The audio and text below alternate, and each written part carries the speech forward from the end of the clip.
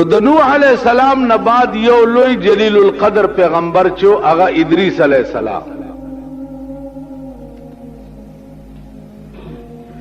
د هم په خپل وخت کې ډېر لوی مهنت او مشقت د الله د دین لپاره کړی. آخري دته یو سودا پیدا شو په زړه کې چې دا ځنکدن څنګه شی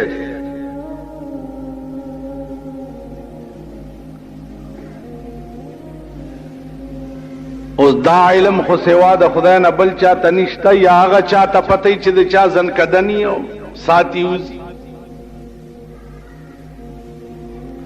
نو الله پاک ته یو التجا وکړه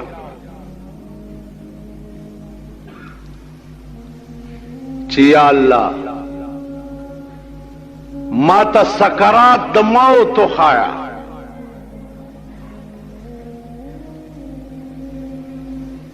لکه رسول الله صلی الله علیه وسلم به دعا کوله چې اللهم انی اعوذ بک من سکرات الموت.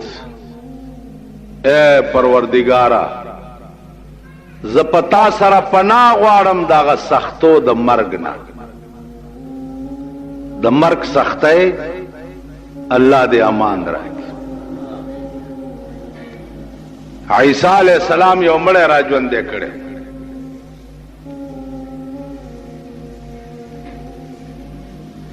آمڑی تیوی چوائے لاندے در باندے سال تیرو آگے صحبہ سلور زرہ کالمی اوشو چھ مڑے او په سلور زره کاله کې د زنکدن تریخواله ملا د مرای نخکته شوی.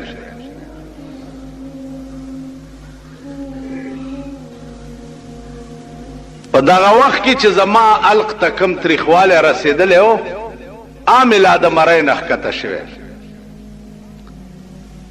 نو دا چونکې ډېر لوی تکلیف دی وخت دی نو ځکه به حضور فرمایل چې اللهم انی اعوذ بک من سکرات الموت.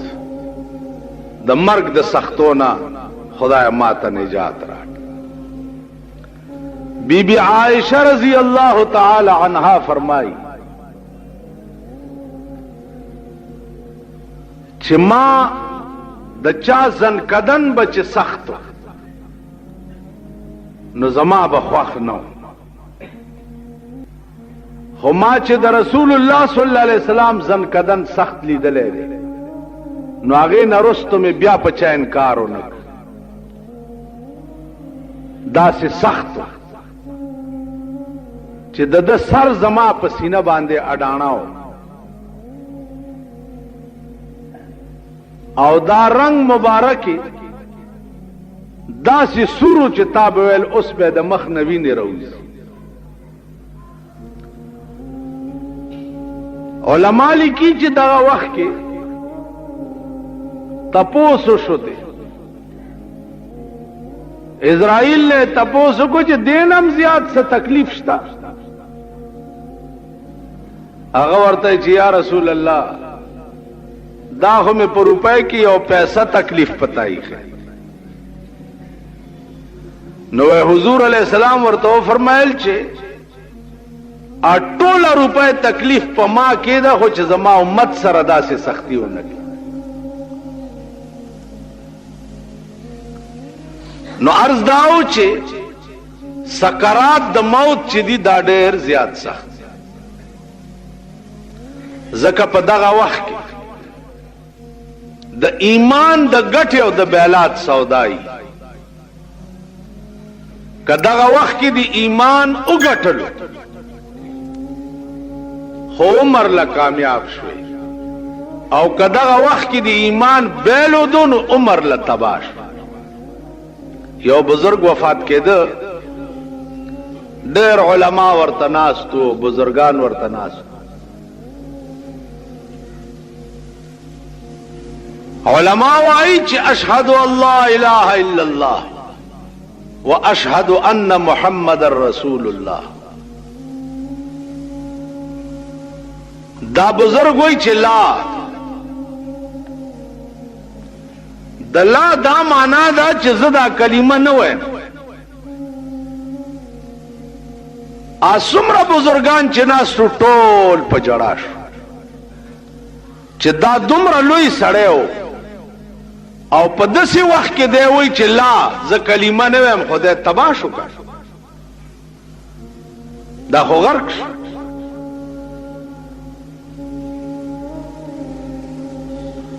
په دغه وخت کې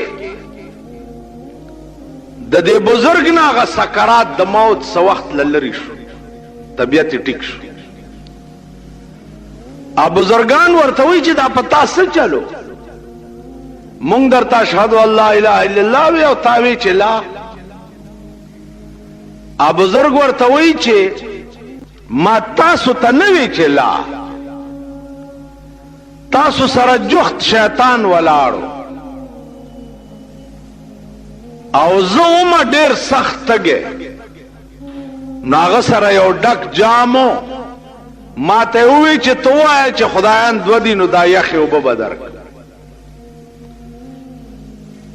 نو ما هغه ته وی چې لا، وی چې دا حربه کامیاب نشوه، نو بیا راته وی چې یا مولانا قد نجوت، اے مولانا خلاص شوی رانا.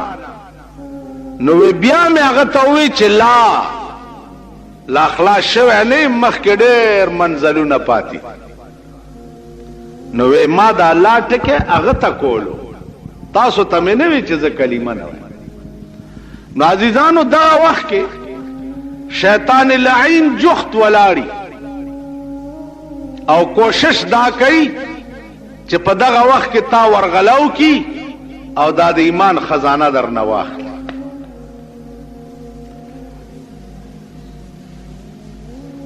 نو عرض میں داو چې ادریس علیہ السلام تا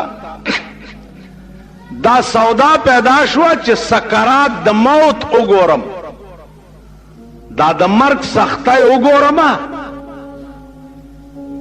نو د خدای عبادت به بیا نور زیات په شوق باندې کوم. الله حکم کو اسرائیل علیہ السلام تا چرا والا په سکرات د موت زنکدن پر راوستو او ورته وخود سایت قبض کا بیا را ژوندې و ودلیدل و یا الله ډېر ښه، اے خدای زه پتا پناه غواړم د دې سختای، خدای دا خو د برداشت نه بار سختی ده، دا خو د انسان د وس شی نه دی.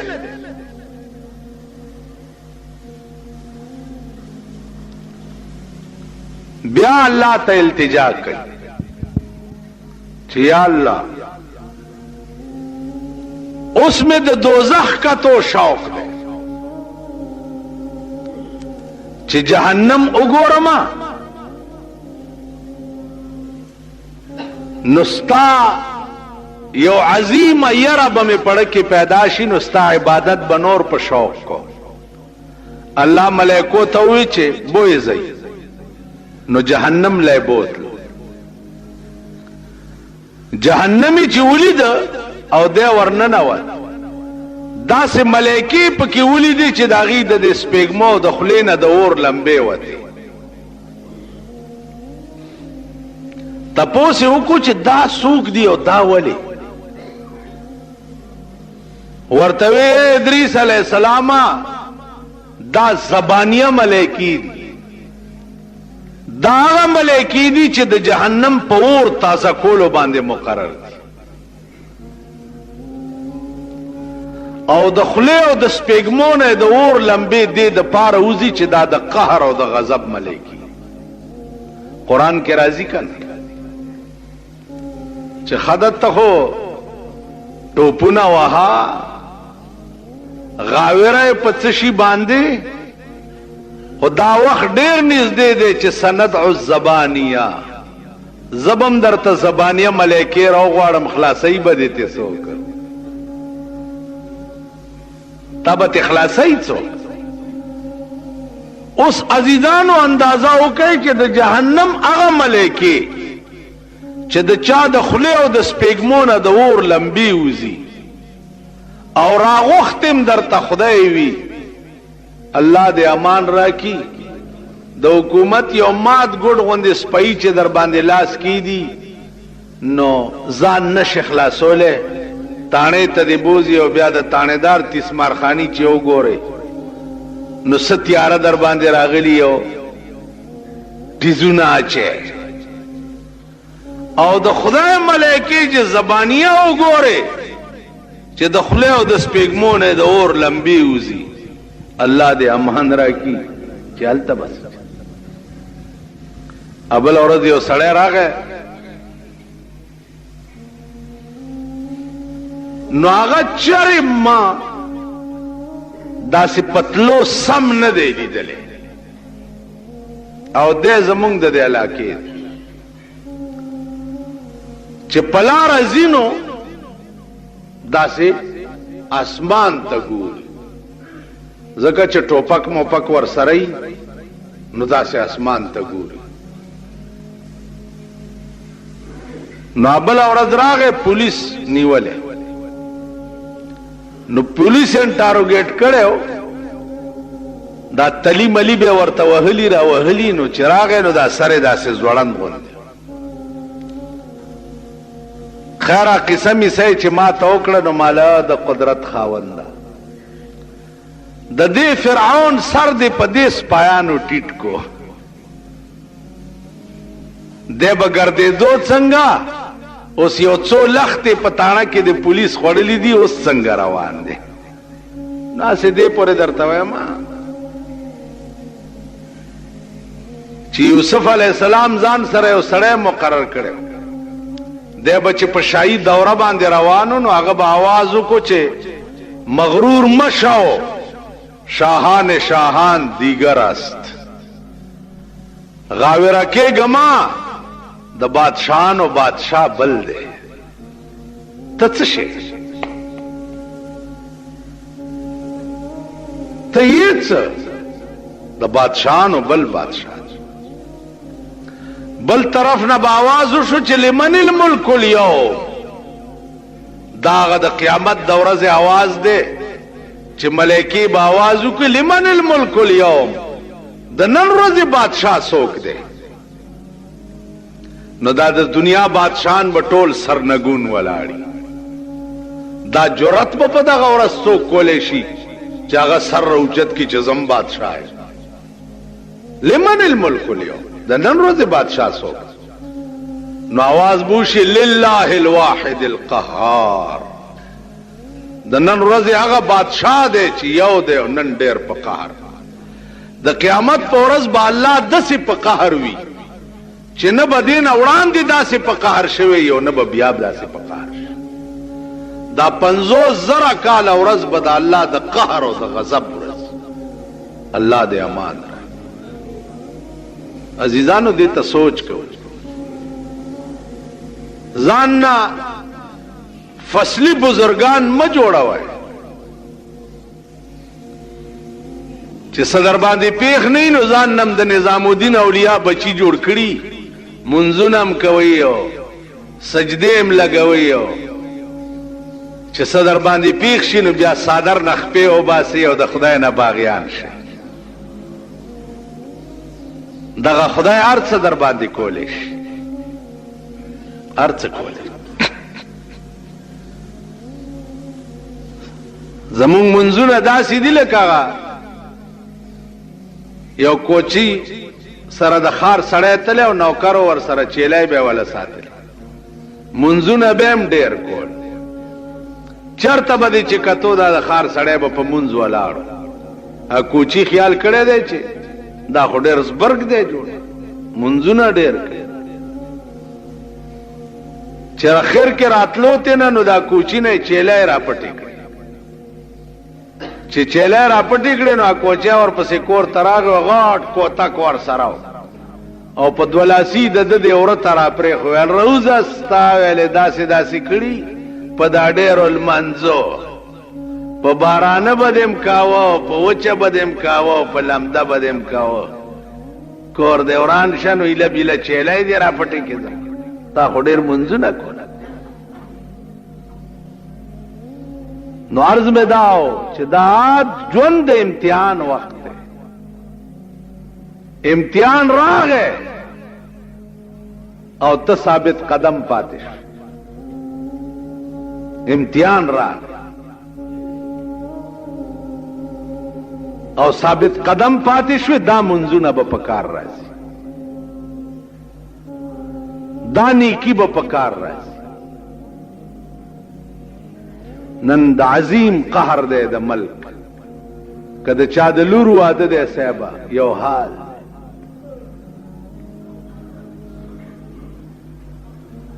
لور واده دی روټۍ به کلب کې ورکوي، کلب کې. لکه ته څه ګورای،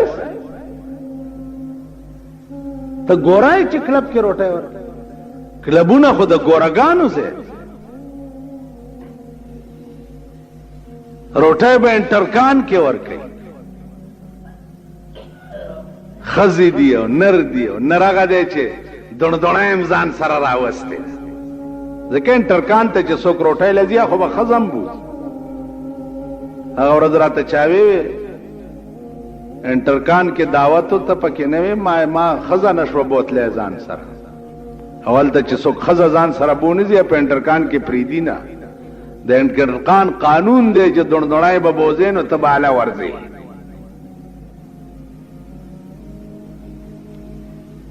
کارډونو ته یې وګوره، کارډونو ته یې وګوره د دوی د دې ودونو. یو یو کارډ د لسو روپو،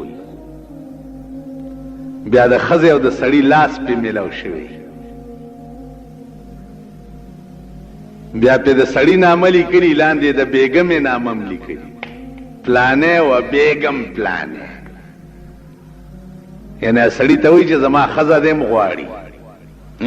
ته خدایم په شرمونو شرم.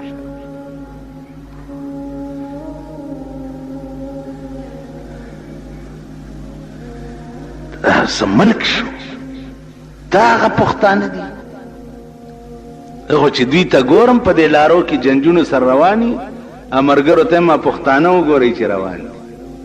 پښتانه پښتانه شته، خوټ کېدلي وریجې در باندې وخوري او لارۍ ته دې وخېږي ها کو ها کو لا لا لا. دا پښتانه رکې که خدای دې په دوی سیلاب راوړي. نن په اخبار کې وګورئ د وزیرانو ته خلک ناست. نو مال دا قوم دی چې جاړي چې هله حکومت دا ګران که دا ګران که. دې قوم ته وګوره 3 میله کې جنیجو ته ګډ شوي 3 میله، په 3 میله سړک باندې دې جنیجو وزیر اعظم ته ګډېده. وزیر ورشي پټکۍ ور په سر کې، څوک وله ټوپۍ ور په سر کې، ډمه راولي دوی هغه شلخی غوندې تماچکوړی ډمې ته غاړه کې واچي. دا پښتانه خدای دې د دې قوم نوغې وباسي. دا نوغې ویله بارانونه دي، بارانونه ځکه د توربیلې د بند تماشه کوه چې کله به در باندې راشلېږي. بند در باندې راوشلې ده او د طوفاني نو غوندې ښځې د سړو نه وړاندې اغېشتې او سړي د ښځو نه وړاندې. هغه قهر انتظار کوئ، د هغه قهر. په دې قوم خدای پاک کم عذاب ته ساتلی دی. کابل غوندې ښار کې اور بلیدی شي او لکونه خلک پکې کباب کېدی شي، نو پاکستان کې نشي کېدی. پاکستان کم مور راوړی دی. او د پاکستان هغه حکومت وګوره، د پاکستان هغه فوج وګوره، فوجیان هم په مارشل الله راوستو د فوج وقار ختم د پاکستان حکومتونو. جنگ خو اوږه څاروی ښه کولی شي چې تر سپېږمو موړ شي، بیا جنگ کولی شي. د فوج بیړه تباه ده، خدای دې جنگ نه راولي. ته به د دوی تماشې وکړې. بیا د مارشل لا په کیسونو کې دوی چې کومې مزې وکړي ټول ملک فوج ته الاټ دی. اوس فوج نه چې د دې نورو نمبر پې راغلی دا نورو ګورئ هغه قوم به پروري او قوم پرورۍ پکې شروع دي چې پناه په خدای. ته ما ته ووایه چې یو هلک 12 پاسي 12 او هغه 16 او 17 ګریډ او 18 ګریډ کې لګي او یو هلک ډبل ایم اے کړی او هغه ته کلرکي نه ملاوي. د وزیر خپل 12 پاس 17 ګریډ کې لگا او د غریب بچه ډبل ایم اے هغه ته کلرکي نه ملاويږي. دا څه ملک دی یا دا ملک د دې وزیرانو د پلار دی؟ دا خو قوم وې نو تپوس به کړی وې کنه قوم وې دا قوم دی. چرته وزیر راځي او صاحب دوی د ګډو رونه دي خو چې شین بوټي ورته وګوري چې دلته بچي وي دا د چایو سپي دا د روټۍ سپي دا د شنو چایو سپي دا د کباب او د روټۍ د کچرو سپي دا د سود د زکات مردار خواره سپي. دا خلق دی ډېر شکر دی رمې خوشحالي که چینی ګران شي ویم الحمدلله که اوړه ګران شي ویم الحمدلله کپړې ګرانې شي ویم الحمدلله. خدای نور تیز که چې د دوی په دې سینو باندې سنبې منډي او زخم سټي د بیزو په شانو جوړیږي. دا قوم د دې قابل دی. تا په تاسو ټول عذابونه دي پولیس نه تاسو ولې جاړئ؟ عذاب د پولیس په شکل کې در باندې نازل شي. دا ډیټسنو والا جاړي آی پولیس رانه لاره دا ډیټسنو نیو دغه له پکې تلمه سورلې میوړې رانه ویني چې مونږ پکې گشت کومال ډېرې ښه کړي سم کار ته خو ډیټسن والا ته چې دا مړی وړم په څو به یې اوس نو چې د 100 روپو لارې 1500 درته وایي که نه وایي دا آرامیان دا رشکو والا راشي وایي پولیس نه تنګ یو ډېر ښه کار 2 قدمه دي چې بوزي 15 روپۍ درنالي که نالي ها وایه دا رشکو والا نو چې پولیس والا رونیسي پولیس د عذاب دی په رشکو نازل دی عذاب دی په ډیټسنو نازل دی عذاب دی په سوزکو نازل دی عذاب دی په ټرکونو بسونو والا وګورئ بس جوړ څومره سورلو ته دی او دوی د پیسو د پاره ورلوډ کی چې واوړي نو د 100 په ځای پکې 200 مړ کیږي پیسو د پاره کوي کنه نو چې تا ورلوډ بسونه بوزي او د قوم بچی تبا کې نو پولیس قدر نه 100 روپیا واغست څه کفر وشو ا د خدای بندگان نه ډیر خکار مونږ نه دیوالی خو آرام توپ کینو چې آرامي توپ کینو سزا خو بم ځان لا ساتي کنه ما ته دی پولیس وی چې 10 روپیا راکې شل راکنه یا مجسټریټ دی راشي ما دی چالان کی کنه ولی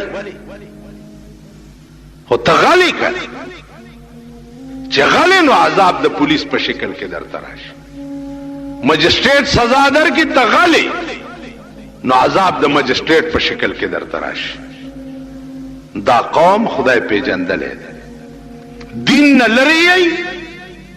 نه لري تاسو وای په ایمان چې په دې بازار کې په کلی کې په وطن کې سوک سپېړه وش مور دم تانه تمنډه وي خزه دې تانه تمن چا جمعه ترامنډه کچ راځي چې قران سره راپورټ وکړو سوک راغلي لکه تانه کې څه اسمان دې افلاطون ناشته راځي جمعه تا ستاو زما منس کې تنازله چې قران ته راپورټ وکړو چې قران زمونږ څه فیصله وکړه بس اب سوک راغلي جمعات خدا تانا دا سوک رالو جمعات تا چی جمعات کے رپورٹو کما چی ما سر دازیاتے کی ٹول دا پیرنگی قانون تمنڈے چې د پیرنګي قانون تمنډه وای او د خدای قانون دې پرېخه ده نو خدای به دې نور تباہ کوي، نور بغیر کې، نور به ذلیل کېږي، نور به رسوا کېږي. نو ادریس علیہ السلام تپوسو کو چې دا وې دا هغه زبانیه ملائکی دي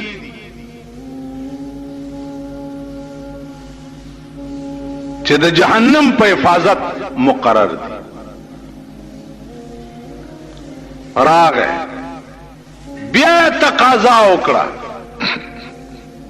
چې یا الله اوس جنت راته وخایا. مرگ می مولیدو، جهنم می مولیدو،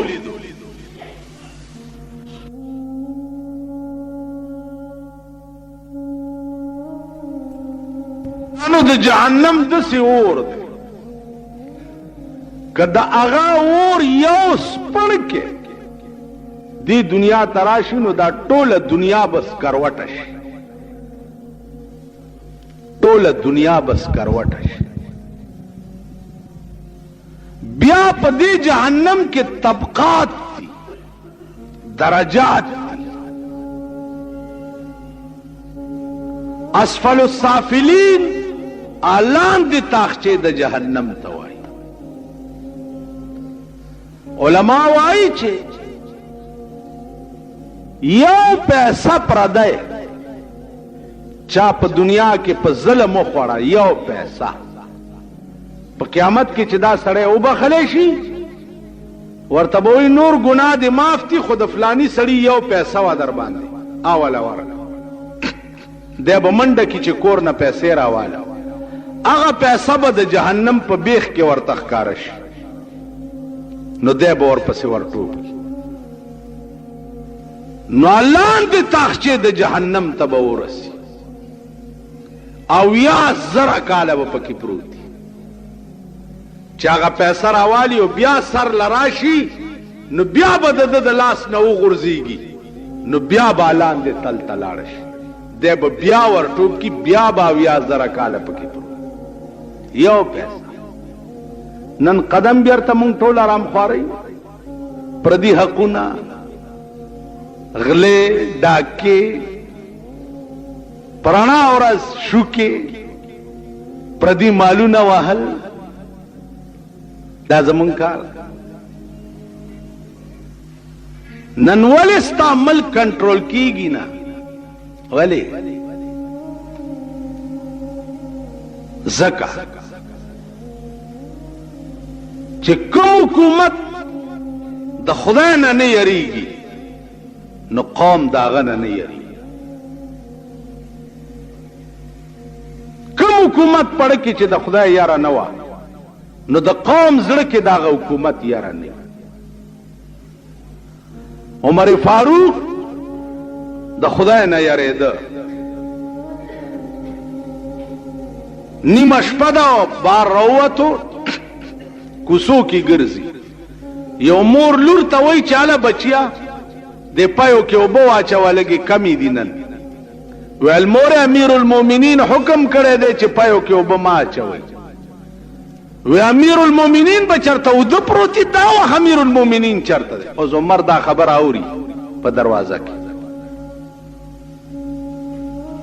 الوري ورته وای مور خبره دی ټیکو کړه امیر المومنین با اوده پروتی خود امیر المومنین خدای خوده نده کرده داغه خدای خوراته گور نو دا کم حکمران پڑکی چه دا خدای یرائی آکور پروتی او پا کسو کتنا او پا کورونو کتی خزم یری نن تاسو نا خزی یری خز خبره دی کڑی نی چه پا سر دی متیازی کرد او بیا دا دی شیخانو خز کینوی گیره دی کلش نزوی وادمی دی زبا پکی گڑی گم نا زا گیره دی پا جماعت کی خوزاوا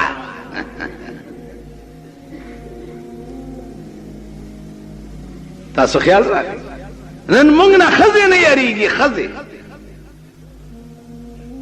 دی حکمران طبقه نا چه خزی یاری دی نو خزی با ورسره پا دوروت لی بیا الکه ته روانې بل ملک ته په ګرنیټو لګې نو ښځه سله بوځې بوره ورته وایي چې ولې ته ځې نو زه به نه ځم اوس دې برمه کوم نو د ځان نه مخکې دوڼدوڼی روانه فنکشنونو ته چې راځئ ستا د ښځې څه ضرورت دی ښځه ولې راولي راشئ که نه چې نن درته ښځې وښیم د جنگ لاهور اخبار او د مشرق د منس پاڼې وګورئ دا نن پکې دې ته څه وایي دا ننني اخبار ته نمبر ورته وایي که څه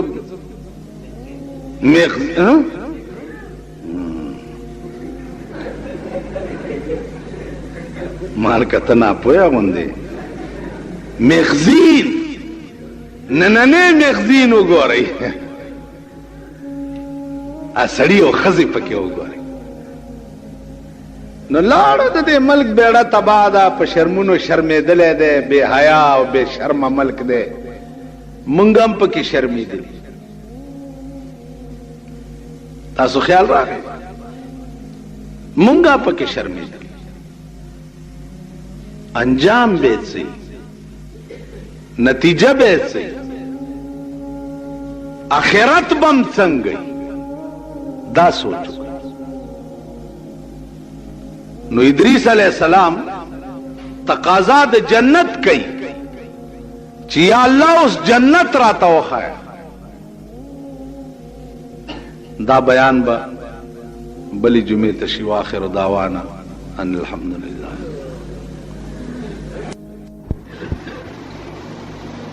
دا مغا آیت کریمه ده چې دې کې الله پاک جناب رسول الله صلی الله علیه وسلم تا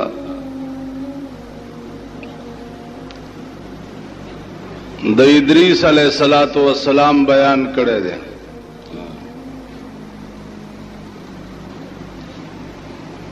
کی بند کړ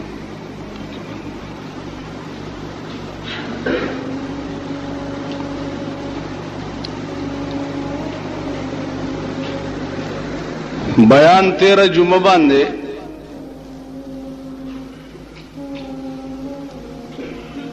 س حصہ ما ستاسو په مخ کې بیان کړو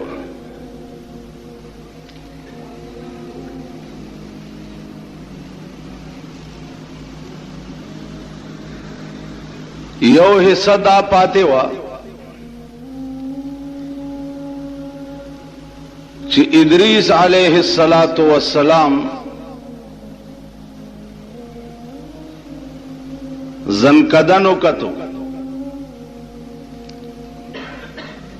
بیا جہنم للاڑو جہنم او کتو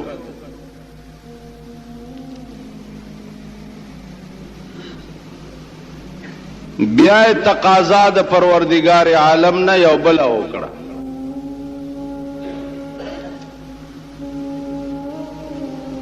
تقاضا دا وکړه چې اے الله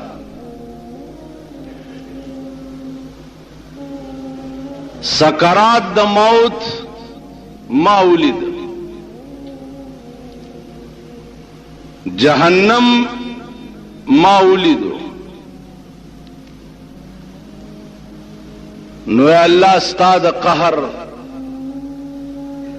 او د غضب نه مې پزړه کې ډېر عظیم خوف او خطر دی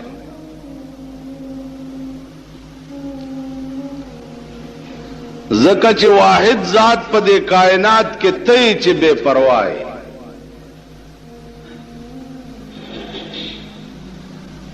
بے پروا دا معنا دا چې ټول دنیا به د الله پروا لري او واحد ذات چې د هغه دادې چې دې به دې چا پروا نه لري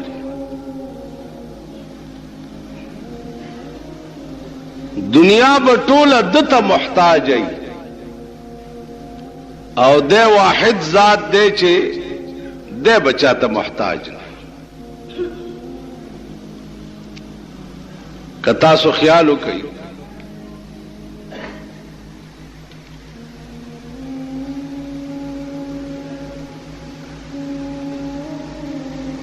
الله تا علماء قدیم وای. قدیم پا علمی دنیا کی تعریف داد چه قدیم ستوئی ما لا ابتداء له ولا انتہا. قدیم دیتا وئی چه داغه ابتدا هم نہیں او انتہائی هم نہیں.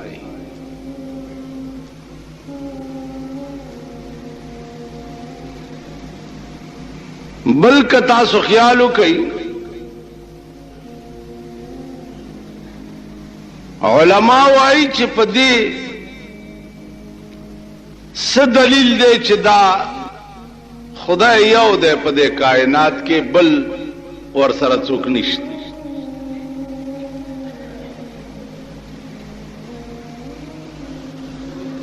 نو غي وای چې مونږ ته څه ضرورت ته د جواب کولو. دا جواب خو خدای پاک په خپل په قران کې کړي.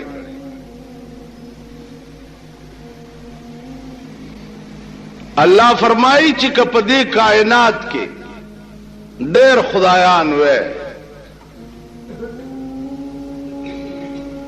نو دا کائنات به تر اوسه پورې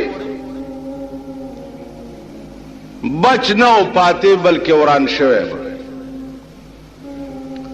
دا اسمان به ټوکړي ټوکړي شوی وي. دا سپوږمۍ به ماته شوی وي. دا نور به مات شوی وي. ځکه چې چرته ډېر مشرانی هلته دغه علاقې ډېر کور وران. په پاکستان کې وګورئ چې مشران ډېر دي نو د پاکستان ډېر ډېر کور وران دی.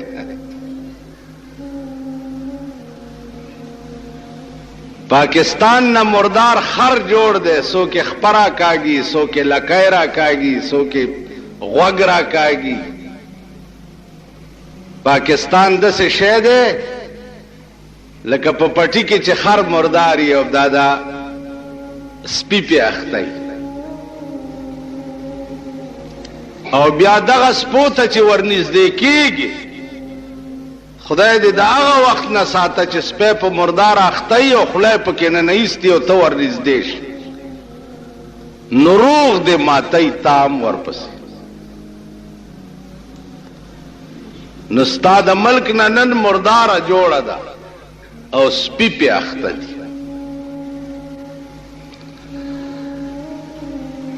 بیا په سپو کې اقسام دي ډېر قسمه دي. څوک په یو رنګ کې دي څوک په بل رنګ کې دي څوک په بل رنګ.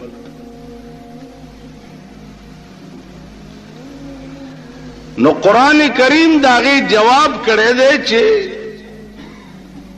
که په دغه کائنات کې ډېر خدایان وی په دې ځمکې او دې اسمان کې خدایان ډېر وی نو لفسدتا دا دواړه به وران شوي. بیا د دې په وجود دلیل څه دی؟ د دې خبرې څه دلیل دی چې دا کائنات خدای جوړ کړي؟ د امام ابو حنیفه رحمت الله علیه زمانہ وا. عزیزانو امام ابو حنیفه رحمت الله علیه ډېر لوی سړی. اب بلا خبره ده چې نن دنیا پیژنیم نه.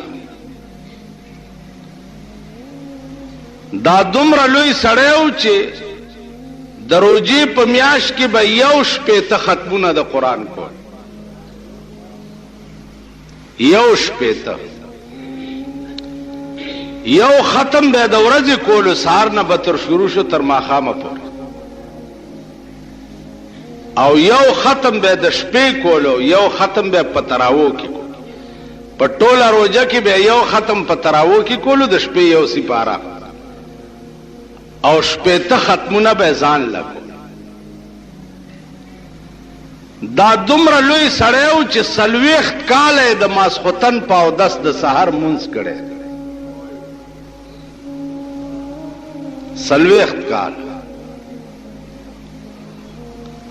نن چې دا په لویو لویو خلوتونو کې ناستی خدا که سلوه خورزم د ماسختن په اودس د سار منځ امام ابو حنیفه رحمت الله علیه دومره لوی سړی د شپې به چې کتاب کتو نن زمون کتاب کتل سي کمولال ورشم په کوټګای کې دننه اخبار پروتي او بیا د جمعې د ورځ اخبار خو پکې ضروری پروت ځکه چې هغه کې جنکو تصویرونه ډېر زیات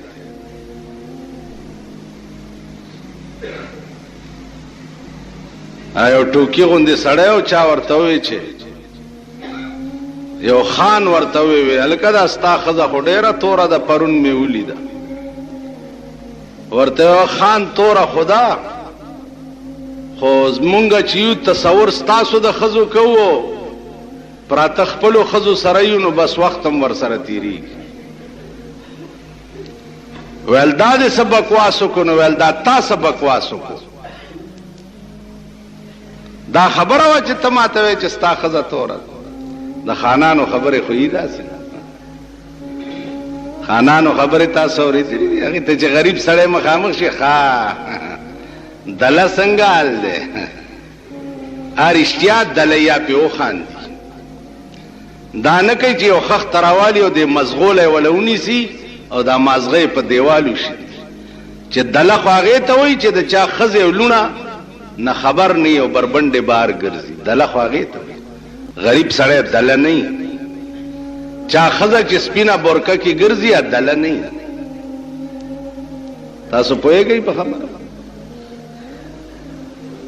نو عرض مې دا و عزیزانو چې نن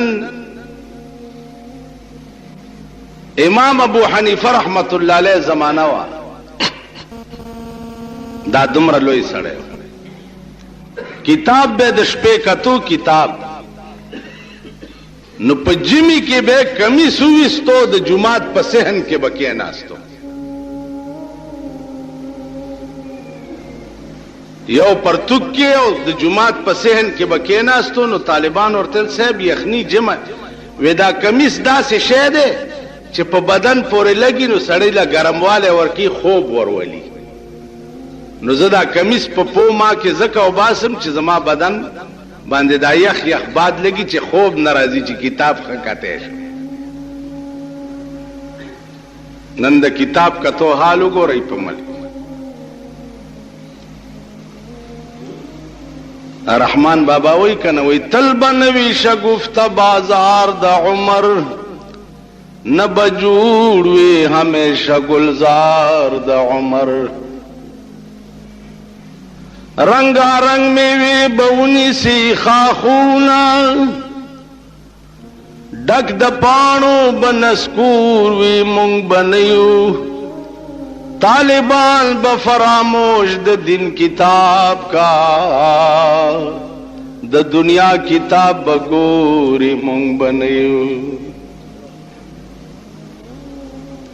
طالبان بفراموش د دین کتاب کا د دنیا کتاب بگوری مونگ بنیو کافران بہمیشہ عبدالعظیمہ د دوزخ پلمبو تور وی مونگ بنیو نن د دین کتاب فراموش اخبار دے اخبار جنگ پینڈے دے جنگ لاہور دے مشرق دے حیدر دے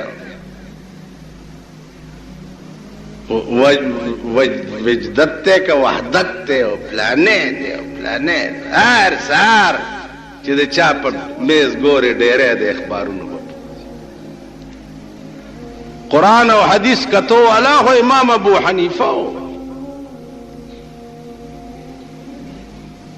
نن مونږ سهار چې راپاسو لکه د ټپوس بچی د ټپوس د بچی غوندې زمونږ اول سترګې په اخبار غړي اخبار کې څه ستا د ملک په اخبارونو کې نور څه شته نن درېیم ورځ د جنیجو لندن ته تللی دی نو د لندن نه د هغه پروګرام ریلی کېږي لندن لندن کې څو مارګریټ ټیچر سره نکاح وکړو که الیزابت په نکاح کړه څه خلاړو خوراک سکاک بو کی اور راځي دلته د قوم بچی پرون په پندای کې 14 کسان کباب کشمیر روډ باندې چې کم بم خلاص شوه دی 14 کسان پکې تیکې شوی دي او شپېته پکې زخمیان په لاهور کې قدرتی طوفان راغی لس پکې مړ دي او سل پکې په هسپتالونو کې پراته آسمانی طوفان پیرا نن ستا ملک د ځمکې د قهر په لپیټ کې دی او د اسمان د قهر په لپیټ کې نو طوفان نوح شو کنه شو اوس بیا خبره ده چې مونږ نه دا شی جوړ دا لکه بم خلاص شو خلک پکې مړ ښا اوهو بس خبره خلاصه تاسو مونږ ټول داسي مولا صاحب بم خلاص ښا کم څه مونږ په دې درکیو چې اسقاط پاتې چرته خطا نشي زمونږ ملک نه عزیزانو دا شی او نور بګورئ د دې ملک تبعی نور بګورئ کدا عذاب ستاسو کورونو ته درننه نه واتو نو دا د جمعې ورځ او د دې منبر ناسته یاد لرئ مونږ ملک دا شی ښا یو حکیم له یو سړي پلار راوست پلار راوستو چې حکیم صاحب زمونږ د دې پلار خېټه خرابه ده ما په خبرو خو پوهېږئ خېټه خرابه ده حکیم والا د جمال کوټې جلاب ورکړه چې جلاب یې ورکړو نو دا بوډا دستونه شروع شو چې دستونه شروع شو نو سل شپږ شلې دسته چې لاړو نو زوی راغی حکیم ته وایي چې حکیم صاحب اپلار خو می دستونه نه ودرېږي ویل خیر دی بچیه چې دا فاسده ماده تی وځي پرېږده چې جاري وي یو ګنټه دوه پس والا بیا راغی وی جی خو کټ کې پرېوته او سترګې کویو کې وغورځېدې او دستونه اوس خو د ناستې هم پاتې نه شو په کټ کې تی بیږي ویل صبر کوه چې دا فاسده ماده تی وځي مړه سبا د سر خو ګومه خو راغی ویل د پلار مې زن کدن دی دستونه نه ودرېږي حکیم صاحب ویل صبر کوه بیختې وځه چې دا فاسده ماده تی وځي آخر ورته مازدیګر راغی حکیم صاحب پلار خو مې مړ شو ساتې ووته ویل سا وتوی خیر دی خو چې فاسده ماده پکې پاتې نه شوه نن زمونږ ضیاءالحق صاحب هغه حکیم دی صدر صاحب خلق کباب شو وی خیر دی چې دا فاسده ماده تیوزي نن هغه چل در باندې جوړ نور به د ځان تماشې کوي نور پرون پته وکړئ دی یو وزیر د لور واده و په نوخار کې پکې ډزې شوي دی پولیس ته خو لږ ووایي چې دا د نوخار ډزو والا م ولې ونه نیوه دا م ولې ونه نیوه هغه کلاشنکو پکې برېدې دا م ولې ونه نیوه دلته خو چا ډزو شي خو ویني سي اصلت سرکاري شي سړی په حوالات کې واچي جیل ته بوزي دام ولې ونه نیوه نو دا ډزې کولی چا کول هم دا د سوټمارې زامن دا خوشامندګر دا تالی ساټ تاسو به نور ذلیلیږئ. نور د خان د زوی واده دی، ستا پکې څه کار دی چې ته پکې ډزې کړې؟ ستا څه کار دی؟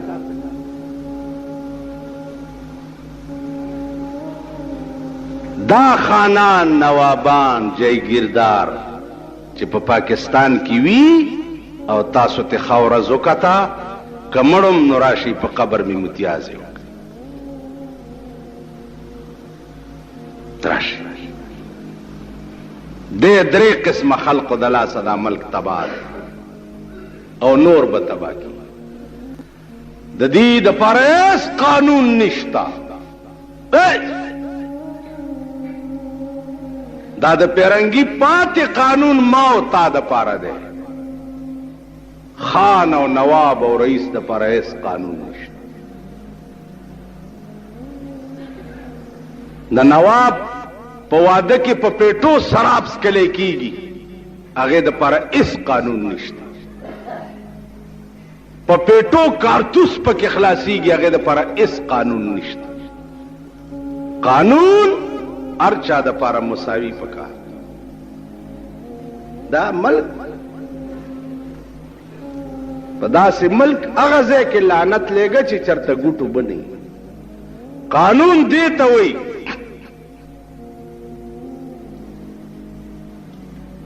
حضرت عباس راغی او د قاضي په مخ کې دعوا وکړه. دا تاسو تجربه وکړئ. دعوا یې په چا وکړه؟ په امیر المؤمنین عمر فاروق رضی الله تعالی عنه. دعوا یې وکړه چې عمر فاروق زما د کور پرناله غرزولې ده. پرناله پیژنئ؟ دا د کوټې اوبه چې پکې بار غرزي. مجسټریټ پروانه جاری کړه په امیر المؤمنین پسې چې فوراً عدالت کې پیش شه. فوراً. تاسو خاصه مزه د پاره یو ټرایو کې مزه د پاره، ځکه چې د کلو ملو یې یا ما ته پته نشته چې د کوم ځای مزه د پاره تانه تلار شي او د خپل علاقې په خان یو راپورټ ولیکي. خان تانیدار ته وایي چې په دې خان زما دعوه ده، ما نه یو 10,000 روپۍ لاندې کړي دي. که تا هغه تانیدار مرګ له ونه والي نو زما په دا مخ کې مرګ له درته به وي ودخرې زویه په خان راپورټ کې په خان نو صاحبه د والو نه به دې منډې تیزې وي. او که خان راغی او په تا یې راپورټ وکړ نو بیا ته د ځان دا تماشه کوه چې سرمندر نه په بل اړی او که نه اړی. دا د پاکستان هغه د انصاف قانون دی او د پاکستان انصاف دا شی انصاف دی ته وایي. پاکستان کې انصافونه چرته؟ پاکستان او انصاف. پاکستان کې انصاف وای. نن ستا د میلونو اوړه، دا د اوړو میلونه چې دي، د دې اوړو د میلونو اوړه د پاکستان بنگلو ته سپیشل بوره په میاشت کې 2 ځي او د هغه میلونو هغه اوړه چې سړی روټۍ پکې اوړه کړي وي آپ بازار ترازی او په 210 روپے بوره په ما خرڅي. دا اورېدو درته نه وای. دوی دې دا زما خبره را میدان ته کی چې زه ورته چشمدید ثابته کړم. نو ستا بنگلې لا چانکړي وړه کینی ورکې دې میلونو والا ولا قرآن دا سمره میلونه چې ستا په دې پیښور کې دي د وړو مالکان رونی سی او د دې الماره صورت برات ورته راوباسه چې په میاشت کې 100 بوره ستا په بنگلو تقسیمیږي. هغه وټ کټ بیا د غریب نه وځي، هغه له سپیشل بوره او مالا د بورې بوره. دا د پاکستان د ملک انصاف دی او د سرمایدارو دا انصاف دی، د ملیونو والاو ایمان دا دی چې بازار لکه موړه را لېږي چې په غریب خرڅېږي او بنگلې لکه مې بوری لېږي چې خانانی خوري. دا ستا د ملک انصاف. دا هغه د ضیاءالحق اسلام دی چې 10 کاله وشو چې دی چغې وی اسلام اسلام. دا نن دې ملیانو ته ووایه دا شریعت بل چغې چې جوړې کړي دي چې ستا شریعت بل دی چرته، شریعت دې په ملک خوب هم مګوره، خوب دومره خو وکړه که نه چې غریب له چرته وړه د سړیتوب خو په بازار کې میلاو شي. ستا د ملک دا انصاف دی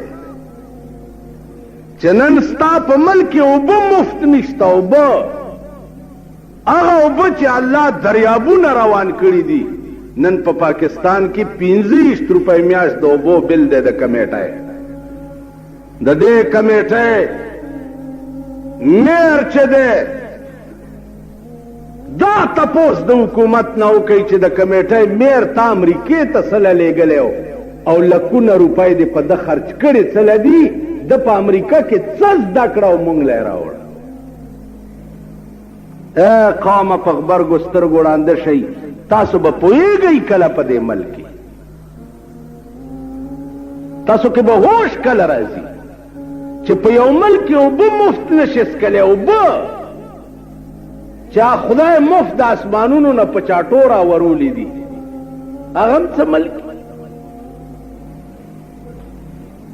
په یو ملک کې ستا د ذات جوړ کړی کور، یو کور